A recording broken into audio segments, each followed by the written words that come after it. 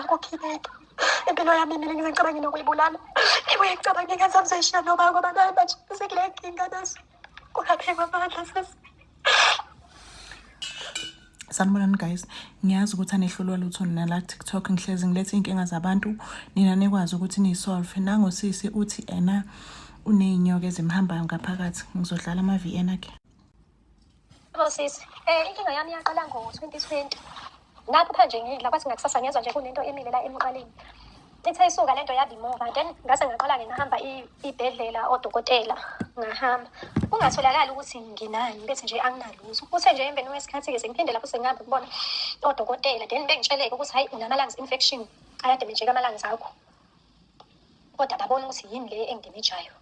Ngihambe ke abantu bezulu-ke, ngihambile sisebantu bezulu kakhulu.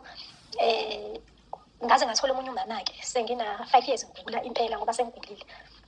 Angitsheleke nomama athi naye wangenwa idliso lenyoka. Lento ekuphethe inyoka inamathele esifubeni sakho yakhele and isindala. Isize yazala, isizele futhi kaningi. Ngoba nasesiswini ziyahamba ziyakhala ngaphakathi. Nangiyocheka futhi kodokotela bethola ukuthi lento isinye sami sinaso futhi siyadamejeka. Ngoba nje angisakwazi ngisho ukubamba umchamo usumane uyiphumeni nje. Ngiyabahamba abantu besizulu sisi sengikhathele besho ukuthi hayi sizokusiza ngikhiphe 3500 sekwazeke nje kwawela ngisho einganeni. Izingane ziyagula imina ngiyagula. Lento le zigcwele umzimba wonke. Makuphuma futhi kuphuma kuyinyoka ezinkulu ngoba sezinkulu zakhele kumina.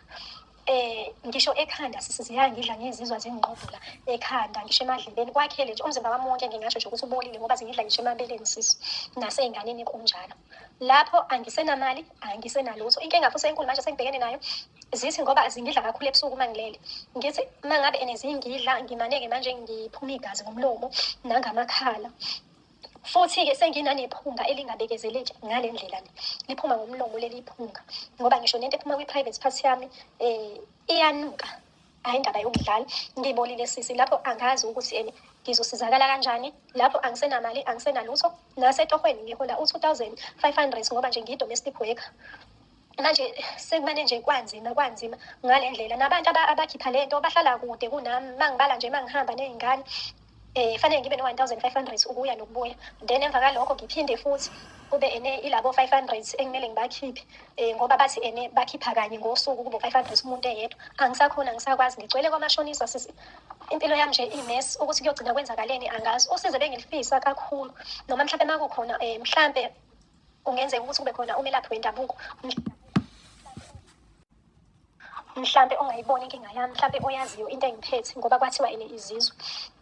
Mhlawumbe engakwazi nje ukuthi nje angisize ngoba ngistakile impilo imile. Kwesinye isikhathi ngithathe ingane ngihambe ngiyodlala emizini yabantu for 2 weeks. Kwesinye isikhathi ngihlale inyanga bethi bazongisiza ngikhiphe leyo mali ngijike nje ngiyibuyele nje nginjalo nezingane ngoba lo muntu engimtholile othi uyangilapha kwayena ngimthola nje manje lapha ngisenamali sisi lapha ngisenalutho nomndeni ade ungisiza then manje nje awusangisizi. Ngibona ngathi sukhathele nje nayi mina kunzima sisi. Impilo engiphilayo inzima kakhulu ngoba angiyazi ukuthi iyophelelaphi le mpilo engiphilayo. Lapho ngiyabola ngaphakathi, izingane ziyabola ngaphakathi, kungaphekwa amandla njengoba sengize ngihamba nje ngizama kuma-social media ngoba ngiyabona ukuthi ngizogcina ngifile nezingane zami futhi zigcine zifile. Akekho ongayisiza.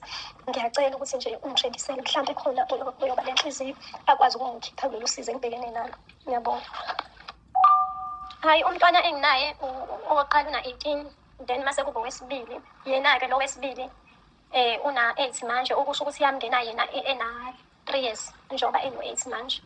So nje kunzima sisi ngoba nalo osenyuvesi una-18 funda kabuhlungu sisi. Mangabe imphethe lento kufanele ngihambe ngiboleke imali. Thola ukuthi uzosho ukuthi ma ngiyagula. Thola ukuthi uzohamba ngihambe ngiboleke imali ngoba lento iyamdemeja ngaphakathi. Mabe mchatha kuphuma into ehlaza choices. Ngalo mncane kuyabheda ngoba isingenele ngisho amathambo nje ayaqhuma. Kunzima sisi ekubeni ngiphinde ngibe ngedwa ngoba kube khona uma ngabe useyabonile ukuthi kumele ngenze njani manje ngingedwa nje kule nkinga engibhekene nayo kungaphekwa amandla.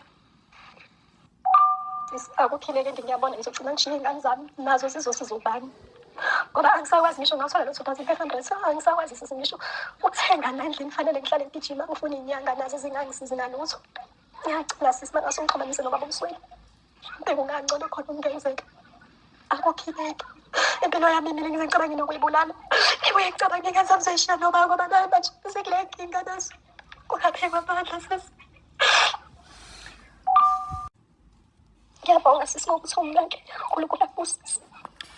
Ngiyanicela-ke guys ningalenzi iphutha. Ngicela ukuthi noma wazi ukuthi ngeke uzube nalo usizo lokuthi usize usisi, ungakhomenta noma ngabe yini ukuze izokwazi ukuthi ividiyo ifikelele kubantu laba kumele ukuthi bemsize.